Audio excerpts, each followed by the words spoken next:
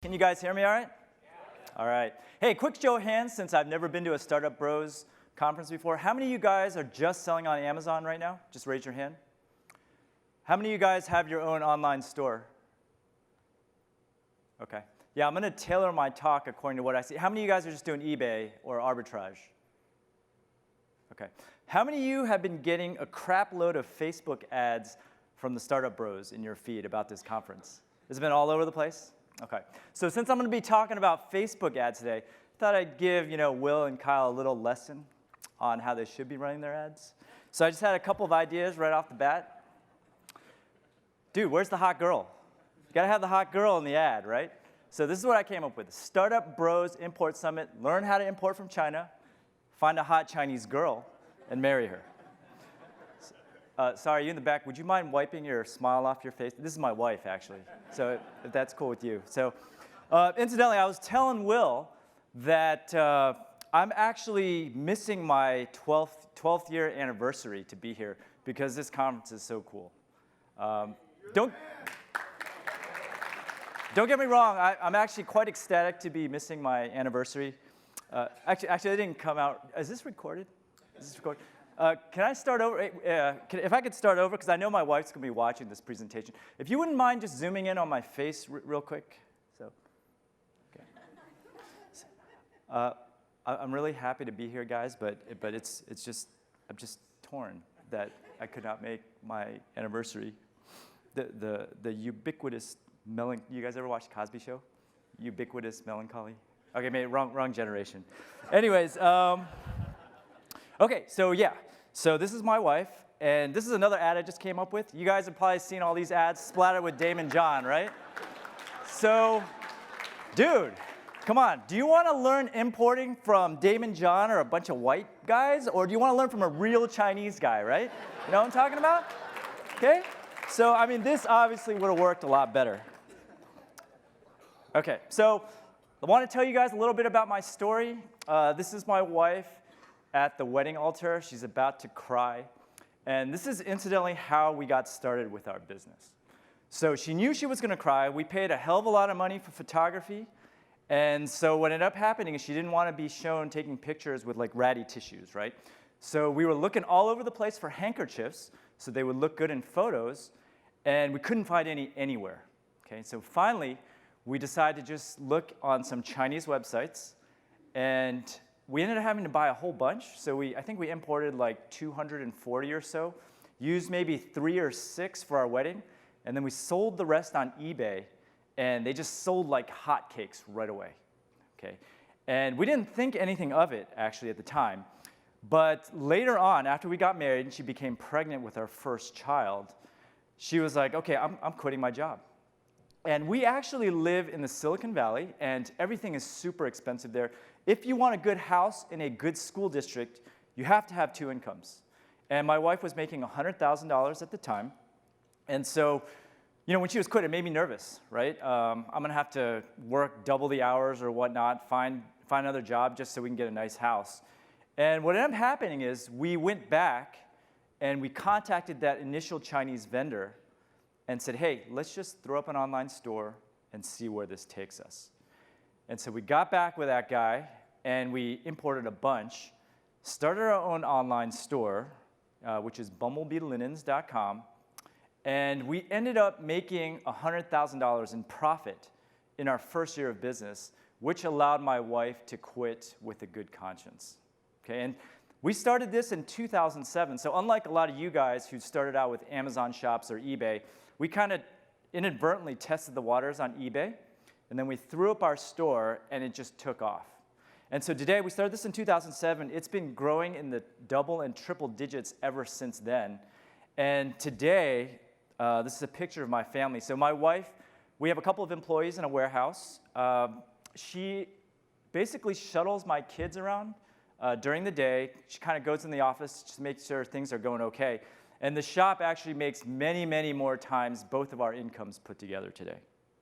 Okay, and so that's just a little bit about our story.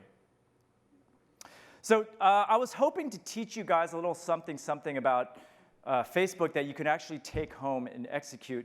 And all the tactics that I'm going to describe today are only effective if you have your own website. Now, as Will mentioned, we're focused on the long game, right? So you don't want to be selling on Amazon forever, or solely on Amazon, because they own your property and you can get banned at any time. So the only way to kind of future-proof your business and play the long game is by having your own website.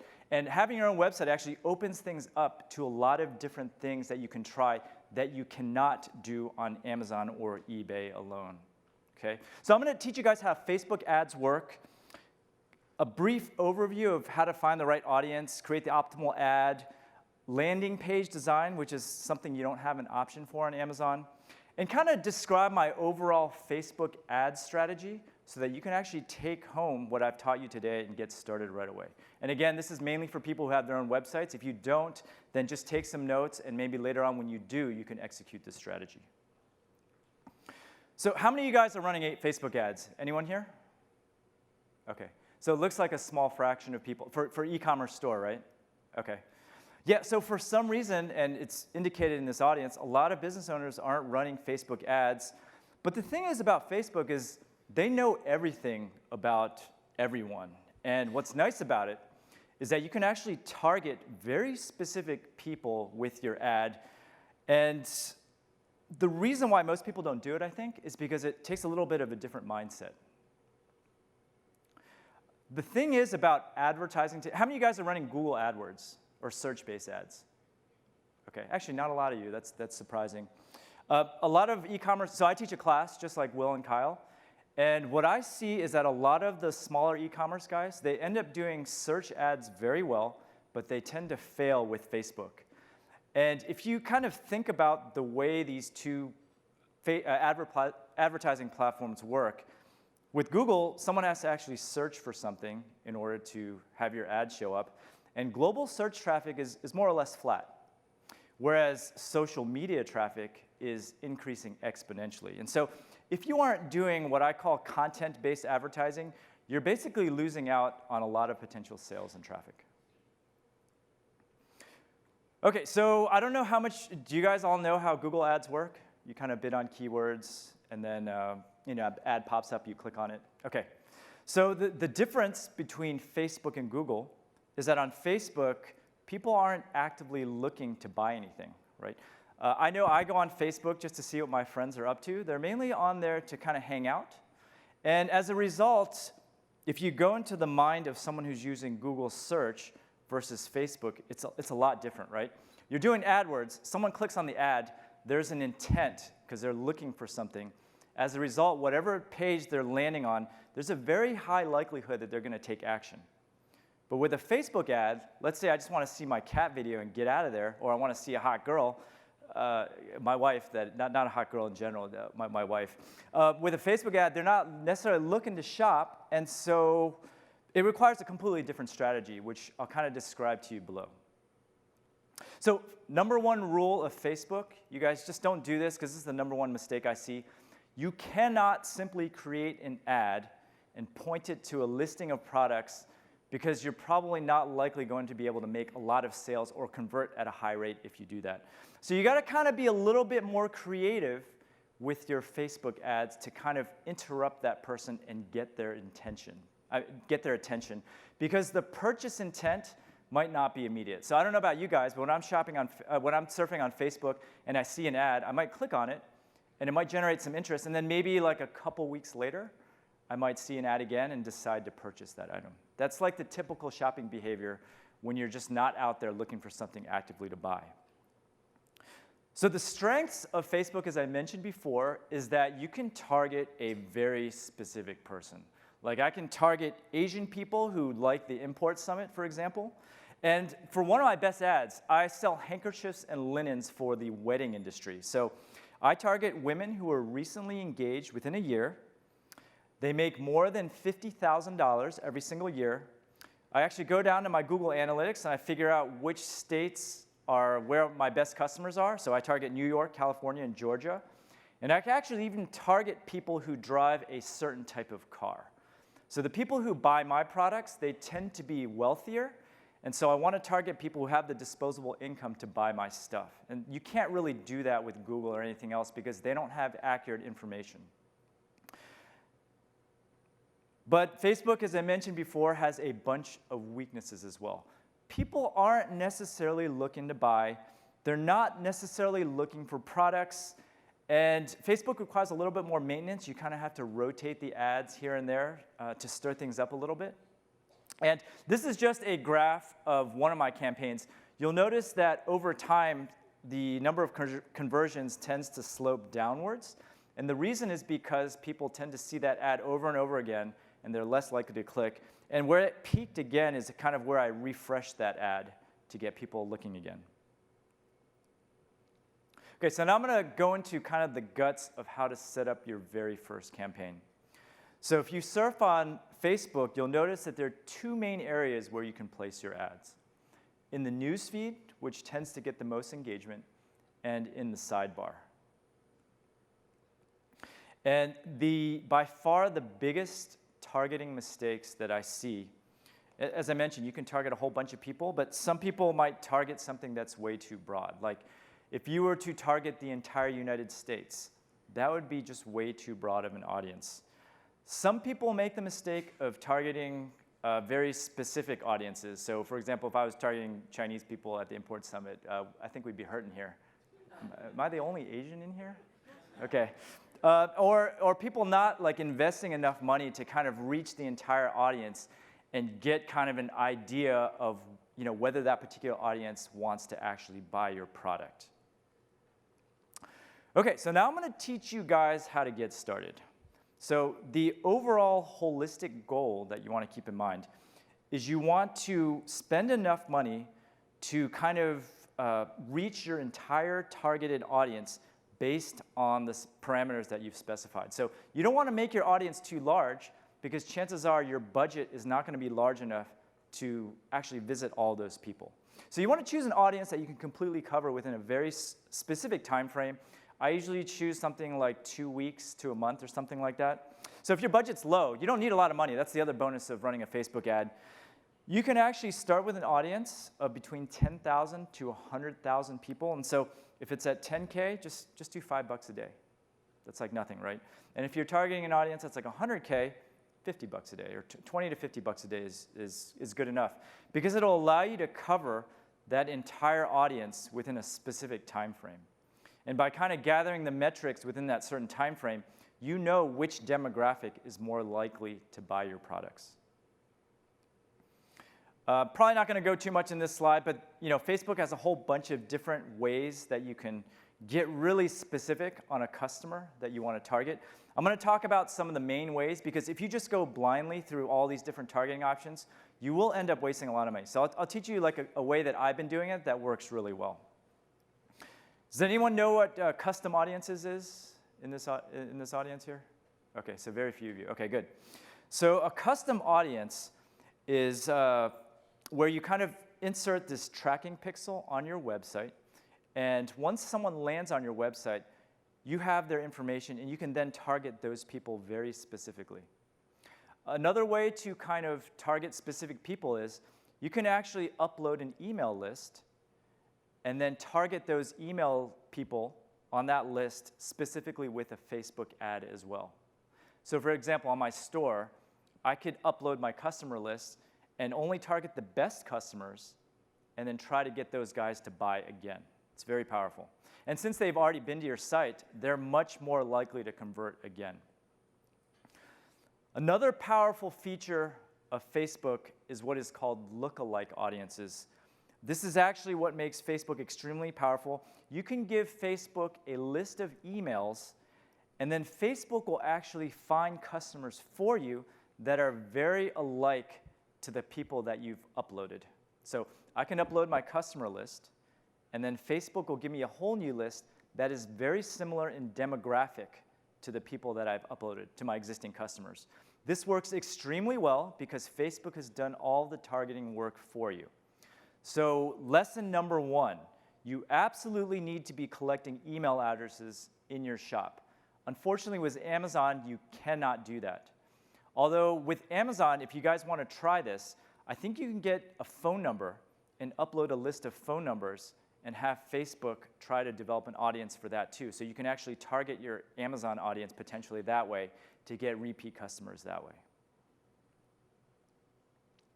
Okay, so just to summarize kind of the targeting, I'm going to go into a little bit more of the ad development. Stay away from just random manual targeting in the beginning if you're just a very new Facebook user. Hopefully you're collecting email addresses if you have your own website. If you are not, you absolutely need to. But you want to start out by uploading your entire customer database to Facebook and create a lookalike audience. So again, that's when Facebook takes your audience and develops a whole new one based on the same demographic. After you have your lookalike audience, then you want to further segment by gender, age, interests, annual salary, geography, type of car they drive, if it's applicable. And then try to focus only on 10,000 to 100,000 users at most for your very first ad. Okay, I'll show you how we do it. We're in the wedding industry. We target based on income. This is actually the most powerful thing that you can do. Target people that make over $50,000 at least, because if they don't have money, they're not going to buy from you, right? So preferably, if you sell high-end goods, you can actually target people who make 6 figures. And again, that's just an easy way to just wipe out people who don't have disposable income. I highly advise that you target based on geography. And once again, if you guys have an Amazon list, you know where they're from. You can kind of get an idea of where all your purchases are from. And so you can target a specific state, which will, a lot of times you're going to be California or New York or somewhere in the South, depending on where you are. Target based on gender. Last time I checked, I don't see males like buying handkerchiefs and linens, so we only target females. And you can also target based on interests or life events. In our case, we target people who are recently engaged. All right, let's talk a little bit about ad creation, because this is where it gets a little bit of fun. And it's not about hot girls either, by the way. That might work. But just remember, we're interrupting people's attention, right? They just want to check up on their friends. They want to look at cat videos. So whatever you're making your ad for, you really have to just grab their attention. And here are 4 things that I personally use, and I'll show you examples in a minute, of how to create that ad. Okay, and so you can rely on fear. And I'll just give you a quick example. If you're selling alarm systems, you can have an ad that says, hey, did you know that 90% of burglaries are actually happening when you're at work and not in your house? And that kind of puts a little scare into you, right? You want to find out about their alarm system. You can make people curious about your product. I sell a class just like Will and Kyle, and one of my taglines is, learn the exact strategies that I use to make $100K in a year. You can rely on humor. If you're a funny guy or whatever, you can, Dollar Shave Club's perfect example. I don't know if you guys saw those Facebook ads. I clicked on them right away, even though it takes me this is like a month of growth right here. Okay. Or you can have desire for fitness. Works really well, like pictures of 6-pack abs. Here's just some ad examples. This is the one on your left. That's the one I use for my class. On the right, for my e-commerce store at Bumblebee Linens, I have this cool craft, which is like a wedding dress hanky. I don't know if any of you guys are engaged. I'll hook you up after. But make your wedding extra special with these 9 truly unique wedding gift ideas, which kind of inspire some curiosity. You're planning a wedding. If you're anything like my wife, you're doing a ton of research. You're going to click on this to figure out what these awesome, unique wedding ideas are. 6-pack abs, another example. I was in seek of the mythical 6-pack abs a while ago, and so I was reading all these, and I was clicking on all these articles. Amazon, I know, deal of the day. I don't know if you guys get these, but I click on them all the time to see what's on sale.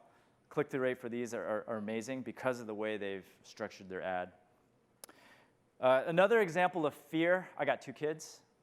So I saw this ad a while ago, and it was like, get sex offender warnings, which freaked me out. I got a little daughter. And so as soon as I saw this, I actually checked to see if there's any registered sex offenders where I live. Thank God there weren't any. And this is another one from Sitter City. Again, this is an older one too. It's a picture. We were looking for babysitters, so my wife can actually go out and stay out past 8 p.m. Ended up clicking on this because I thought the ad attracted me with its humor. And so these are some of the things that you got to do if you want to create an effective ad to get someone to click. Couple of image tips. So Facebook's got very specific guidelines on how you should frame your ads and that sort of thing. Images should be 1200 by 630 pixels in size. It's a very specific number. If you do not use this number, the image will get distorted in your ad. And just a quick heads up, Facebook, the ads that work the best tend to have pictures of humans or very attractive product shots that kind of really attract the eye. Try to use very bright colors. And kind of make sure that you customize your image for your audience. So if you have a product that's unisex, I would consider creating a separate ad just for men and a separate ad just for women. And then use different images in those ads depending on what you think someone would be attracted to depending on gender. I haven't done a whole lot of video, but I've heard lately that Facebook is trying to overtake YouTube, and they tend to be favoring video in their ads. So that's just one thing to keep in mind. So you have your ad at this point. You actually now have to send them somewhere. And that's where your landing page comes in. Now, as I mentioned before, if your landing page is a listing of products, you're probably not going to make that many sales because the intent is to just hang out and not necessarily shop. Okay? And so do not just send them to a product page or a listing of products.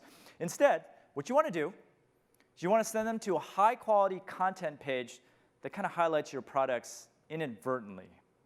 You want to include a lot of photos with calls to actions to click on your products in case they're in the mood to buy.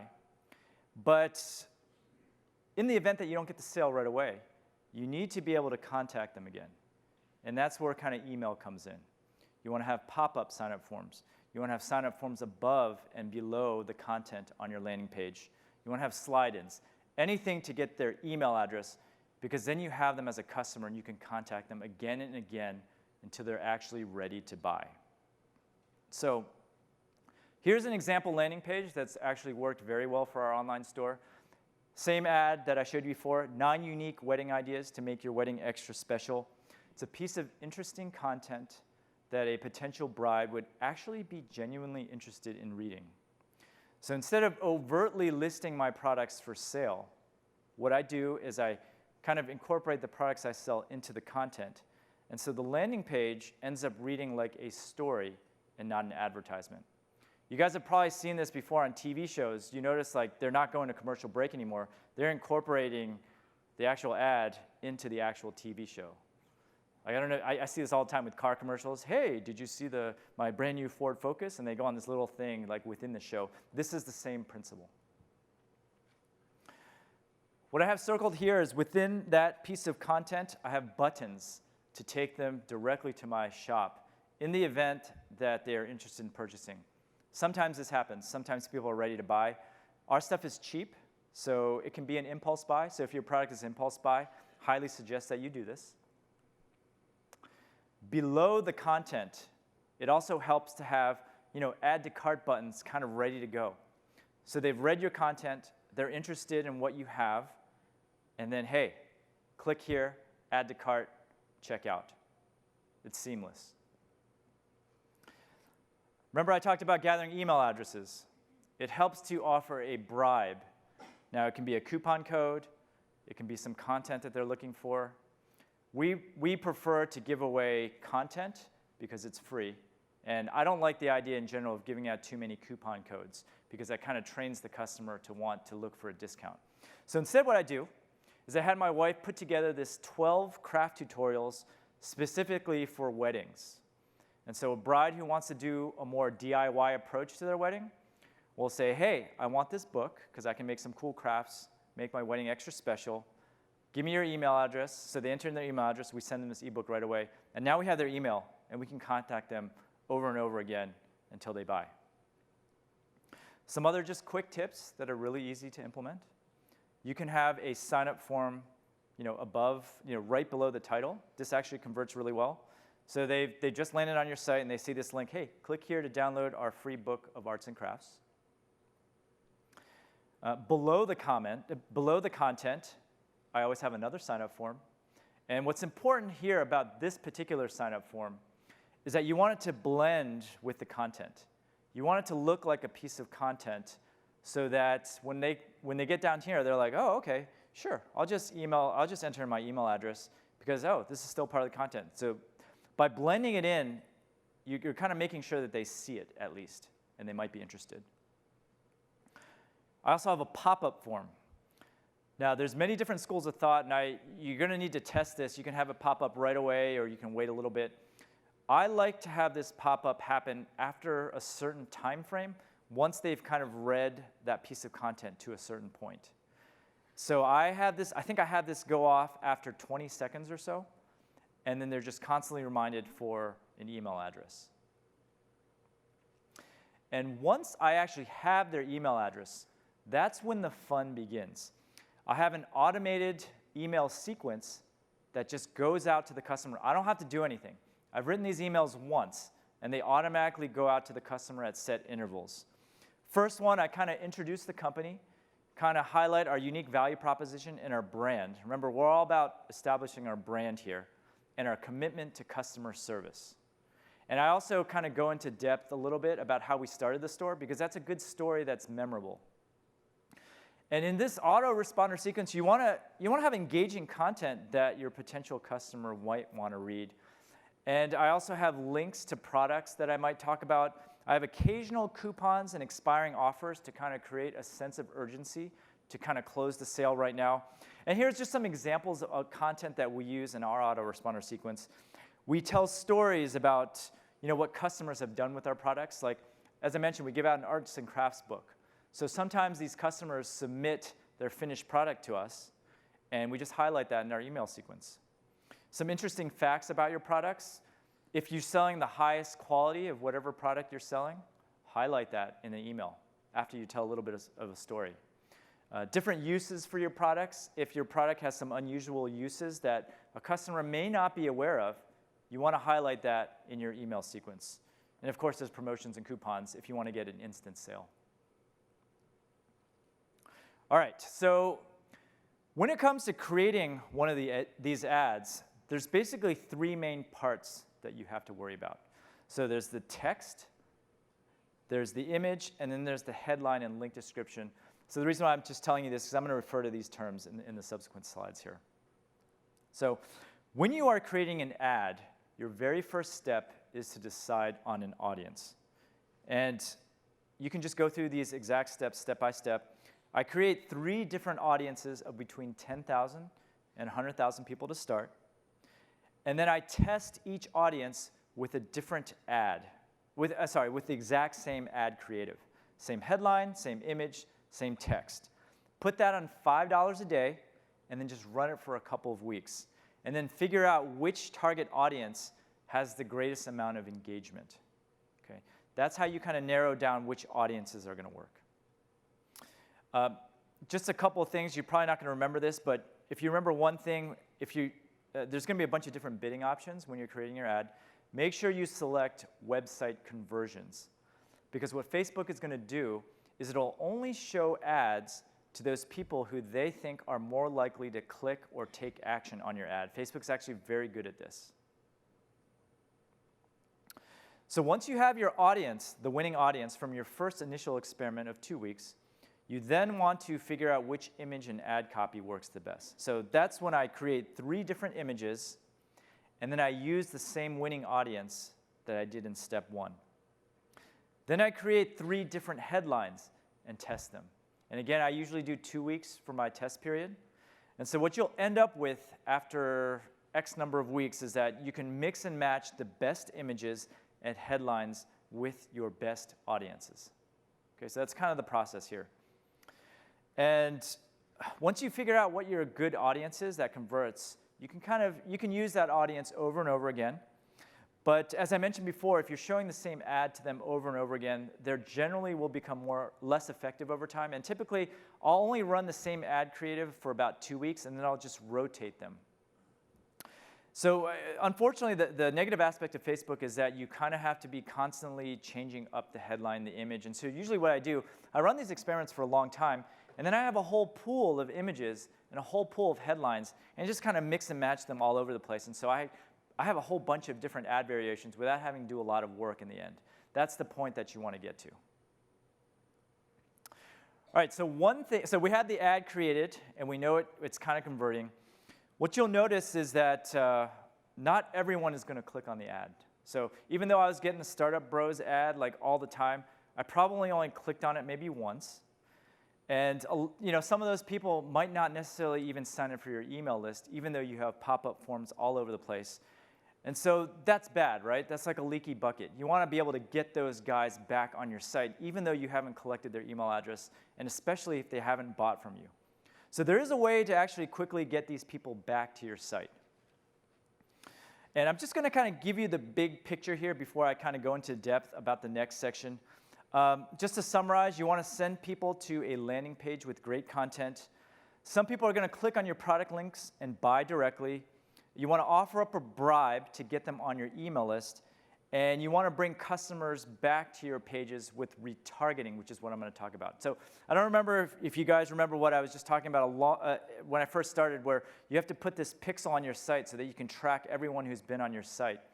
The act of bringing those people back to your site through Facebook is called retargeting. So by putting that pixel, you're actually tracking the people who've already been on your site. And then you can tell Facebook to only show ads to those people who've already been on your website. Now, this is a little bit more advanced, so I'll just kind of gloss through it. But the whole principle of retargeting is, as I mentioned before, you're on Facebook to just kind of hang out with your friends and figure out what's going on. You might not be ready to buy right away. And a lot of people aren't going to be ready to buy after their first visit. And so you can actually bring visitors back to your shop directly to specific product pages that they were looking for the first time they visited your site. So for example, if I was surfing on Facebook and I clicked on an ad and then I ended up on one of my handkerchief products, then later on, if I'm buying these retargeting ads, I might see an ad with a picture of that exact same product that I was looking at. The way to run those ads, that is called Facebook dynamic ad retargeting. And what's nice about this is since they've already been on your site, they know about your products, they've even looked at your products, by showing them the exact product that they were looking at, it converts really well. People are much more likely to buy. So if you look here, I spent $733 and I made $7,300 off of these type of ads. That's like a 10x return on investment. Here's what these ads look like. So in this case, the customer clicked on my vintage-inspired green azaleas, another lacy handkerchief, and a napkin. And so next time they went on Facebook, this is what they saw. And they remember that they looked at this because they see the picture, they click on it, and they buy when they're ready to buy. So to set all this stuff up, go to business.facebook.com and set up an account. You cannot run this from your regular Facebook account. You have to establish a business account. Fill out all the necessary information. And if you guys ever decide to use your own shop, I kind of recommend some of the fully hosted shops like Shopify and BigCommerce, mainly because they take all this setup away for you. But I'm just going to kind of describe what's involved in creating some of these ads. You need to send Facebook a listing of all of your products so that they can show the images to a customer that's actually clicked on your ad. Shopify has a plugin that does all this, where you just kind of install the plugin, and Shopify will automatically upload all of your products to Facebook. And then all it is a matter of just creating your ad. And again, Facebook is only going to show ads to customers who've actually been on your product pages, who've actually seen a product that they've actually been to. Okay, so just a quick note in case you guys are going to go home and try this. For most e-commerce stores, a large percentage of customers, when they're shopping, they kind of do research on their phones as they're out and about, but they actually don't make the purchase until they get back to their desktop because it's much easier to do the checkout on a desktop. So for regular Facebook ads, we show those ads to both mobile users and desktop users. But for the retargeting ads, we only show those to desktop users and tablet users because they're much more likely to check out. Okay, and so if you guys are going to try this, make sure you do that because it'll make your ads that much more profitable. Okay, and so just to summarize everything, most important factor about Facebook is people aren't going to be likely to buy on their first visit. And so you want to kind of increase your customer reach by kind of running these Facebook ads and targeting lookalike audiences, relying on Facebook to kind of pick customers. that are very similar to your customer base. Send these people to a very attractive content page. Get them to click or sign up to your newsletter. Keep the relationship going by running these retargeting ads and kind of constantly bring them back to your site on a regular basis in hopes that they'll be ready to buy. And then constantly rotate your ads on a regular basis to avoid ad burnout.